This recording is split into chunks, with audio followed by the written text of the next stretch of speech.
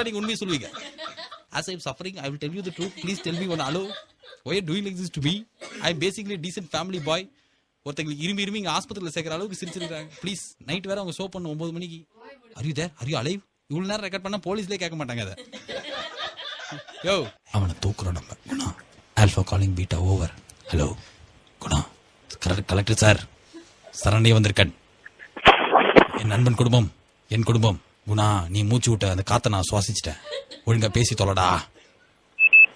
ஏய் beam பீம்லாம் sound கேக்குது. A bomb இருக்கு. I think there is a bomb in the building. Guna நீ நினைக்கிற அளவுக்குலாம் நான் வர்த்து பீஸ் கிடையாதுடா.